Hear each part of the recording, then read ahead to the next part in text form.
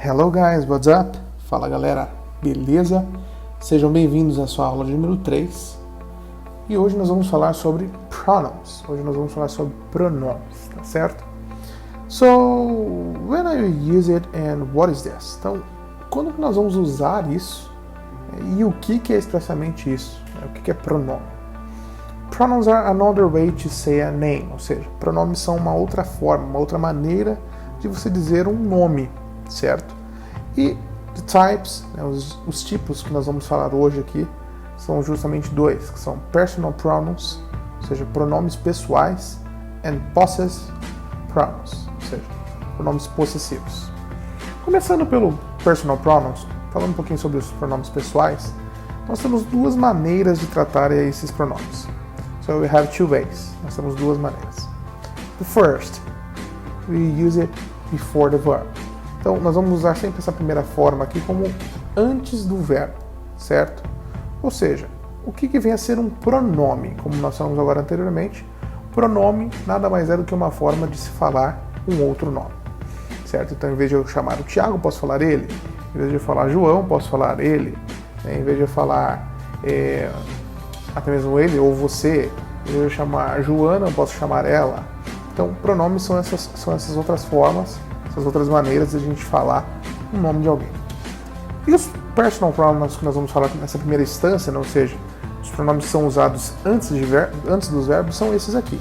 I, you, he, she, it, we, you, they. Ou seja, os pronomes que vocês já estão acostumados a ver aí nas escolas de inglês, até mesmo em algum momento que você estudou durante o seu processo de aprendizagem do idioma. E eu coloquei aqui 3 verbos como exemplos, né, que é o cut, read and bring. Ou seja, cortar, ler e trazer. E nós vamos brincar agora um pouquinho formando frases usando esse personal pronouns, ou seja, usando esses pronomes, né, nessa primeira etapa, ou seja, antes do verbo. Então, o que é verbo, né? Às vezes as pessoas se perguntam também o que é verbo. Verbo nada mais é do que uma ação, né, a qual você realiza sobre alguma coisa. O único verbo, por exemplo, em português que a gente não fala que é um verbo de ação é o verbo estar, né? Você não tem uma ação feita, você está em alguma condição. Então, se eu fosse criar alguns exemplos para vocês entenderem aqui, seriam esses aqui de uma forma mais simples, né? Usando no presente, não trabalhando no passado, futuro, mas de uma forma que você consiga entender. Por exemplo, I cut nail, né? Eu corto unha. Eu estou aqui falando o pronome I antes do verbo que é o cut, certo? Mesma coisa com a segunda opção, que é he reads an awesome book, ou seja, ele lê um livro top, um livro fantástico. Relembrando que read, né, no caso aí do he, she, it, ele tem uma mudança, né, no verbo, não só o verbo read, mas como qualquer outro tipo de verbo, muda sempre esses 3 pronomes, que são os pronomes que estão na terceira pessoa. E we bring this car, ou seja, nós trazemos, né, esse carro, nós trazemos esse carro de forma ainda no presente, nem sem falar aqui no passado, futuro, presente, lembrando que a gente só vai trabalhar aqui a questão de pronomes ainda. E aqui eu grifei tanto o I quanto o he, quanto o it, porque eles têm algo em comum. São pronomes que a gente está usando antes do verbo, certo? Antes da ação acontecer. Em contrapartida, nós temos também um personal pronouns usado na segunda forma, que é o after verb, ou seja, depois do verbo, que são esses aqui, que é o me, you, him, her, it, us, you, them. Usando da mesma forma que ainda também os 3 verbos que eu peguei como exemplo, para a gente não fugir da estrutura e explicação de como utilizar esses pronomes. Se a gente for olhar aqui e analisar, eu peguei os mesmos verbos, cut, read e bring, porém, os pronomes que eu agora estou usando, eles estão não no começo da frase, mas eles estão acontecendo após o verbo, como por exemplo, I cut me, ou seja, eu me corto. E eu poderia colocar uma continuação na frase, né? I cut me with this point object, eu me corto com um objeto pontiagudo. He reads for her that awesome book, ou seja, agora ele lê para ela, né, esse livro fantástico, esse livro top. They bring for us this car, eles trazem para eles eles trazem para nós esse carro.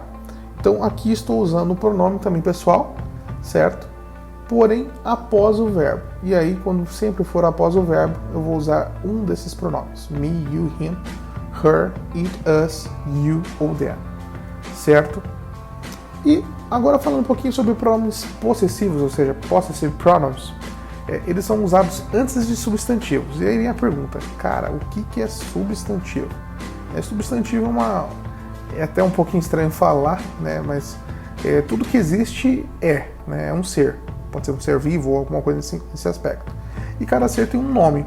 Então o substantivo é justamente essa classe gramatical, né, de dar nomes a alguma palavra, a objetos, né, fenômenos.